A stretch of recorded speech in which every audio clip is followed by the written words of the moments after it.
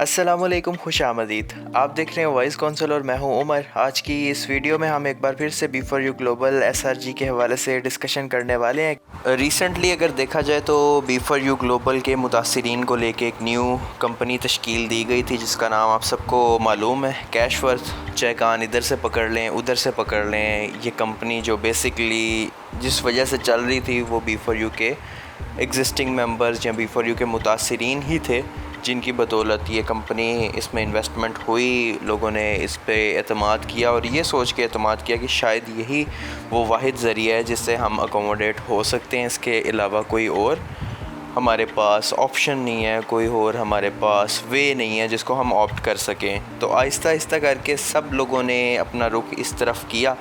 लोगों ने शुरू में रेजिस्ट भी किया। जो लोग रेजिस्ट करते थे वो साबित कदम ना रह पाए जब उन्होंने देखा कि लोग फ़ायदा उठा रहे हैं इस कंपनी से।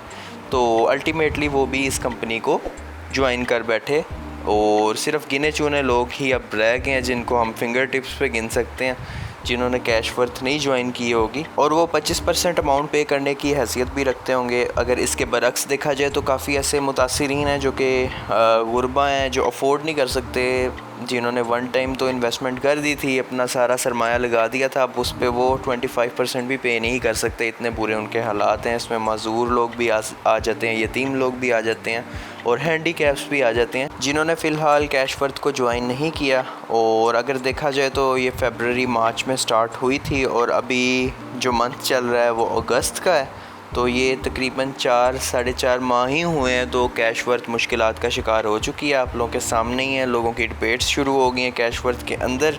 लोग तफरीक करने लग गए हैं। शुरुआत में इस कंपनी को फंडिंग भी सैफुर रहमान ही करता था और उसकी तरफ से ही इसको लॉन्च किया गया था, जबकि फ्रंट साइड पे राजा रियाज़ को रखा गया था ताकि आवाम को बताया जाए और वो सामने ना आ सके क्योंकि उसका जो केस है वो सब जुडिशियस है और इस बेस पे उसको किसी भी तरीके से अदालती कार्रवाई का सामना ना करना पड़े। इसीलिए बड़े मोहतात अंदाज में इस कंपनी को चलाया गया। और अब जबकि चीज़ें खुल रही हैं, सामने आ रही हैं, तो एक आपस की ही इनकी कोलेट्रल मिसअंडरस्टैंडिंग शुरू हुई है जो कि मुतासिरीन को तो यही लगता है कि ये बेसिकली इसका जो रूट है वो रियल है, ये असल में कोई मसला बना, जबकि ऐसा हरगिज़ नहीं है। हाँ, हम इतना ज़रूर इसमें अपना मुशाहिदा पेश कर सकते हैं कि जिन लोगों को यूज़ किया जा रहा है इस पूरे प्रोपेगेंडा में, उन लोगों को शायद इल्म नहीं है कि वो यूज़ हो रहे हैं और आपस की ही इनकी गेम है। और जो रिस्पॉन्स है उसको नेचुरल रखने के लिए सिर्फ मेन लोगों को पता है कि वो गेम खेल रहे हैं, और जो छोटे लोग इसमें यूटिलाइज़ हो रहे हैं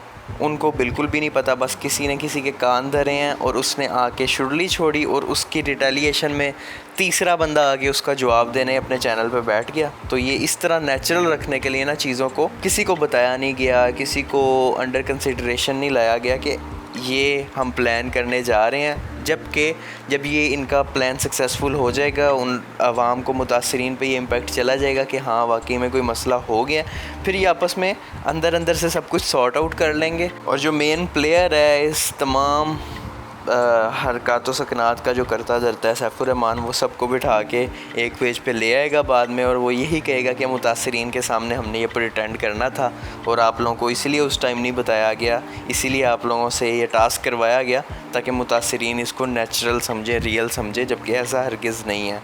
ये शुरू से ही जितनी भी इनकी मैनेजमेंट है तज़ाद का शिकार रही है, मुश्किलात का शिकार रही है। कभी भी इन लोगों ने अपने पास्ट हरकतों से नहीं सीखा। B4U में भी यही रोने धोने चलते थे, कैशवर्थ में भी उसी लेगेसी को कंटिन्यू करके इन लोगों ने इस कंपनी को प्रोसीड करना चाहा।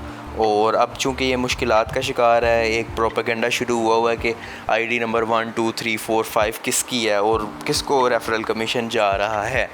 तो ये बड़ा इलॉजिकल सा सवाल। मल्टी लेवल मार्केटिंग में तो हर चीज़ ही इलॉजिकल होती है, कोई लॉजिक पे बेस्ड ही नहीं होती। तो जो लोग तो ज्वाइन कर बैठे हैं, हम लोग पहले भी उन लोगों को यही कहते थे कि इस तरह की तमाम कंपनी से दूर रहें। ये आप लोगों को ही एंड पे ब्लेम करने लग जाती हैं कि आप लोगों का कसूर है। मैनेजमेंट तो बहुत ही पाक साफ थी हैं, 7-7 10-10 हज उन्होंने किए हुए थे, सारे पापी तो आप लोग हैं, आप लोगों का कसूर है जो इसमें इन्वेस्टमेंट की है। तो हम शुरू दिन से आवाम को ये बता रहे थे लेकिन आवाम ये बात नहीं समझी। तो अब फ्यूचर में देखते हैं क्या बनता है। जो लोग तो राजा रियाज़ को अपना वालिद मानते थे, आज वही लोग उसके ख़िलाफ़ खड़े हुए हैं जस्ट बिकॉज़ जो इनका ऊपर से हैंडलर है वो इन लोगों को इसी तरह मैनिपुलेट करके यूज़ कर रहा है एक दूसरे के ख़िलाफ़। और बाद में जब इनका प्लान सक्सेसफुल हो जाएगा, इन लोगों ने कहना है कि चलो अच्छा है, प्लान तो सक्सेसफुल हुआ, अब जितना माल आया आपस में डिस्ट्रीब्यूट करो और अपने रांझे राज़ी करो। दैट्स इट, यही कंपनीज़ में चलता है। होप सो आप लोगों को समझ आई होगी। अपना ख्याल रखिएगा। इंशाल्लाह न्यू वीडियो में मिलेंगे किसी न्यू टॉपिक के साथ। अल्लाह हाफिज़।